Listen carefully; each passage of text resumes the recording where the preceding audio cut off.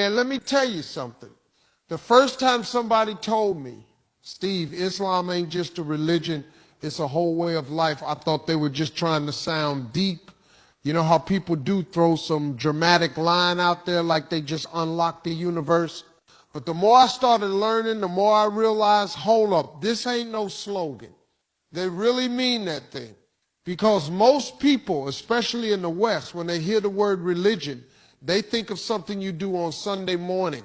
Maybe say a prayer over your food, dress up for the holiday season, post a Bible verse when you feel guilty, and then go right back to doing whatever you do. Religion is like a little add-on feature to the life you already planned. But Islam don't play that.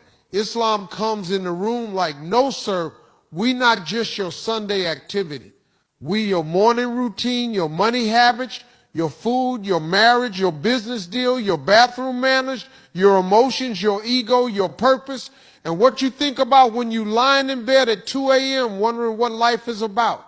And that was the first shock for me, because I said, wait, y'all got rules for everything? And I don't mean rules like don't do this, don't do that. I'm talking about a whole blueprint for how to live with dignity, how to eat with respect, how to talk without lying, how to treat old people, how to calm down when you're angry, how to raise kids that ain't gonna turn into little monsters, how to make money without selling your soul, how to stay clean, how to sleep, how to wake up, how to be a boss without becoming a tyrant. I mean, everything. I was sitting there like, look, I thought religion was about worshiping God, not what brand of character you're supposed to have on Tuesday afternoon. But see, that's the thing. Islam don't separate worship from life. In Islam, the way you treat your wife is worship. The way you handle your money is worship. The way you talk to the waiter is worship. The way you run your business, whether you cheat somebody or not, is worship. So suddenly I'm sitting there thinking, man, this ain't pray on time and then go wild. This is 24/7 accountability. And that hit me like a brick, because we live in a world where everybody's trying to be spiritual without being responsible, trying to believe in God without letting God tell them how to live. But Islam comes in like, if you're going to claim you believe in the Creator, you better live like He watching, not just on Friday, all week. I remember the moment it really clicked for me. Somebody showed me something from the Prophet Muhammad, peace be upon him, where he said, the best of you are those with the best character. And I'm like, hold up, that's the religion? Not the one who worships the longest, not the one who recites the most, not the one who looks holy, but the one who got the best character, the one who can control his tongue, treat people right, keep his promises, stay humble even when he's winning. That's when I knew, okay, this ain't just a belief system. This is a refinement system. This ain't something you visit, it's something you become. And that's when it hit me. Maybe the reason people misunderstand Islam so bad is because they only see the label, not the lifestyle. They see Muslims praying, but they don't know that prayer was designed to discipline the soul. They see the food restrictions, but they don't know it's training you to say no to your desires when your desires want to run your life. They hear about modesty in dress, but they don't know it's really modesty of the heart, protecting people from being treated like objects instead of human beings. Every rule I used to think was just religious behavior turned out to be mental, emotional, spiritual training. Like Islam ain't trying to make you obedient, it's trying to make you whole. And that right there is what nobody ever told me when I was growing up in West Virginia, sitting in the back of the church cracking jokes. And the more I dug into it, the more I realized something else. Islam don't just deal with your spiritual life, it comes for your real life. Like we live in a world where people got religion, but they still stressed out, still lost, still broke in the head, still confused about right and wrong, still arguing about who they are, still waking up with that empty feeling like something missing. Because most religions today are like an app on your phone. You open it when you need comfort, close it when you don't. But Islam is the operating system. It's not an app you install. It's the device you live in. It ain't just about believing in God. It's about organizing your whole life around that belief So it actually changes you. Because what good is faith if it doesn't fix your temper? What good is prayer if you're still lying, still cheating, still arrogant, still rude to people, still treating life like it's a game where you're the only player that matters? And I noticed something wild. In Islam, nothing is just personal. Your money ain't just personal. You got to give some to the poor. Your time ain't just personal. You got to use it right because you're going to be asked how you spend it. Your family ain't just personal. You got to honor them, raise your kids right, take care of your parents when they old. Even your body ain't just personal. God gave it to you, so you ain't supposed to abuse it with drugs, with alcohol, with fake lifestyles that destroy your peace. Everything is connected. Everything is accountable. And I ain't gonna lie, at first that sounded intense. I said, hold up now. Y'all got rules for diet, rules for business contracts, rules for marriage, rules for how to end a marriage, rules for inheritance, rules for trade, rules for speech, rules for hygiene, rules for hospitality, rules for war, rules for making peace. Y'all got rules for using the bathroom. I thought it was overkill. But then something hit me. Every time humans try to live without rules, they break themselves. When money ain't guided, you get corruption. When marriage ain't guided, you get cheating and broken homes. When desires ain't guided, you get addiction. When power ain't guided, you get oppression. When the ego ain't guided, you get arrogance. And all of a sudden, I'm sitting there like, wait a minute. Maybe the rules weren't changed. Maybe they were guardrails. And the craziest part, the more I read, the more I saw that Islam didn't come to control people, it came to protect them. Protect the poor from the rich, protect women from being used and discarded, protect children from growing up without fathers, protect the society from scammers, protect the heart from envy, jealousy, greed, protect the soul from thinking it don't need God. So now I'm realizing this ain't a religion built around fear. This is a religion built around prevention. It don't wait for you to crash your life and then say, come pray about it. It builds a life where you don't have to crash in the first place. And that right there, that's different because we don't live in a world that prevents pain. We live in a world that treats pain after it already happened. We don't fix broken families, we normalize them. We don't stop men from disrespecting women. We just write hashtags after the damage is done. We don't teach people how to love, how to lead, how to stay loyal. We teach them how to get famous, get followers, get attention, get paid. So when somebody says Islam is a complete way of life, that don't just mean it's strict. That means it's structured. Like if life is a storm, Islam is the shelter and the map. And I sat there like, man, if I had known this 20 years ago, maybe half the mistakes I made wouldn't even exist. And it started getting real when I learned something Muslims say all the time.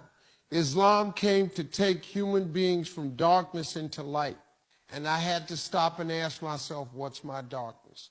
The anger, the ego, the regrets, the things I chase that don't make me happy, the parts of me that look successful on TV but still feel empty when the lights cut off. Because if a way of life can fix that, then that ain't just religion. That's salvation, and not the type where you shout amen and go home unchanged, but the kind that rebuilds you from the inside out. But here's the part that really flipped my whole mindset. When I realized Islam don't just teach what to do, it teaches why.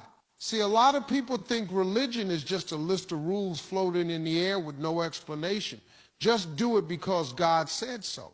But every time I look deeper into Islam, I found not just a command, I found a purpose behind it. And that purpose always led back to one thing, making a human being the best version of themselves before they stand in front of God. So now I'm sitting there thinking, man, most of us live life backward. We try to impress the world and neglect the soul. We try to get validation from people who don't even care about us. We spend money we don't have to get things we don't need to impress people we don't like, then end up still unhappy with a closet full of shoes and a heart full of emptiness. But Islam comes in like you ain't here to win the approval of people who gonna forget your name. You here to win the approval of the one who wrote your name before you were born. And when that hit me, it didn't just feel spiritual. It felt logical. It felt like the only thing that ever made real sense. Because I've lived long enough to know this. Most people are dying inside even while they're smiling outside. They got followers but no purpose. They got cars but no peace. They got success but no sleep. And when I started seeing how Islam treats the human heart, not just the body, not just the habits, but the heart, I said, oh, okay, now I get it. That's why they pray 5 times a day. Not because God needs the prayer, but because we need to reset. That's why they fast in Ramadan. Not because God needs people to starve, but because it trains you to stop being a slave to your desires. That's why they give charity. Not because the poor need handouts, but because the rich need humility. That's why they say salam when they greet each other, because peace is supposed to start on the tongue before it ever reaches the world. Everything is designed to build a certain type of human being, one that can walk through this messy, loud, tempting, painful world without losing their soul in the process. And let me tell you something that shocked me. Islam don't separate faith from daily life. We do.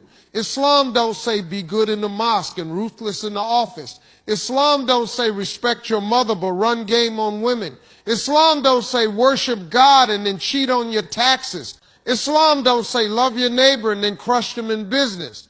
Islam says if you're a believer, your belief better show up everywhere in how you talk, how you buy, how you sell, how you forgive, how you handle success, and how you handle loss. It ain't enough to say I love God. If the cashier, the waitress, the janitor, the Uber driver, the spouse, the child, the stranger can't see that love in your character. And that hit me hard because I know a whole lot of religious people who pray loud and live dirty. And Islam exposed something I didn't want to admit. Sometimes the reason people hate religion ain't because of religion. It's because of the people who claim it but don't live it. And that's when Islam hit me with something even heavier. In this way of life, the biggest thing you'll ever be judged on is the person you became. Not how many quotes you posted, not how holy you looked, not how many people you impressed, but who you were when nobody was watching. What you did when the money was in your hand and nobody could track it. What kind of human you were to people who had nothing to offer you. That's when I said, man, this right here is accountability on a level I ain't used to. Because in this world, you can fake everything. You can fake kindness, fake success, fake personality, fake religion, fake relationships, fake respect, fake happiness. But in Islam, the final judge sees straight through all that. And that makes you live different. That makes you act like every moment of your life is being recorded. Because in Islam, it literally is. And I don't know about you, but when I realized that, I felt something I hadn't felt in a long time, clarity. Like somebody finally turned the lights on in a room I've been living in my whole life but never really saw.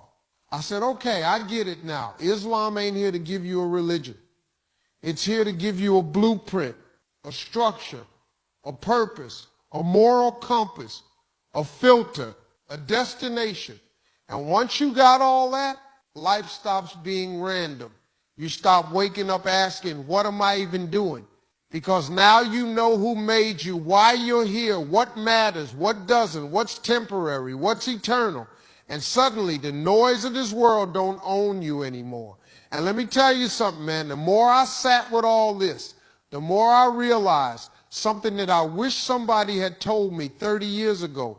You can spend your whole life chasing the world and still leave it empty-handed. You can stack money, stack followers, stack success, stack applause, and still die with a heart that never found peace.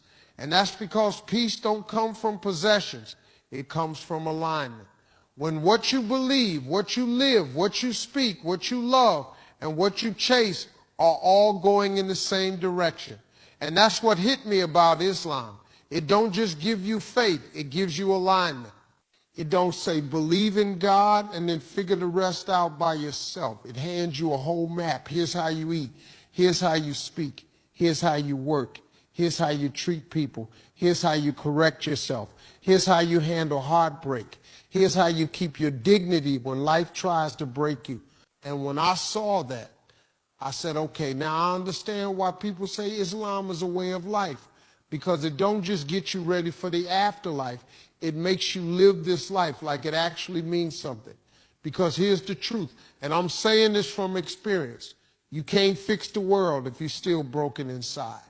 You can't build a healthy relationship if your ego running the show. You can't raise kids with values if you ain't got any. You can't talk about justice when you lie on your taxes.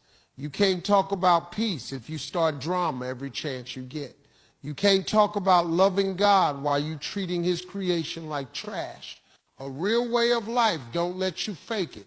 And that's what scared me and impressed me at the same time. Islam will force you to look at yourself. It don't let you hide behind I believe. It's going to ask, okay, but do you live it? And when you look at it that way, you start realizing something heavy. Most of us don't need more motivation. We don't need more speeches. We don't need more books. We don't need more podcasts telling us to be great. What we really need is a system, a structure, a moral anchor, a reason to stop ourselves from doing what we know is wrong, even when it feels right. A way to quiet the noise inside our own head. A way to wake up and say, I know who I am. I know who made me. I know what matters, and I know where I'm going. And I'm telling you, man, when I started reading Islam, not as a religion, but as a roadmap, I felt something close to envy. Because most people in this world are drowning in choices, drowning in confusion, drowning in expectations. But here's a faith that says, let me carry some of that weight for you. Here's how to live. Here's how to decide. Here's how to clean your heart. Here's how to win in this world and the next. And that's when I understood. It ain't that Muslims are strict. It's that they're protected.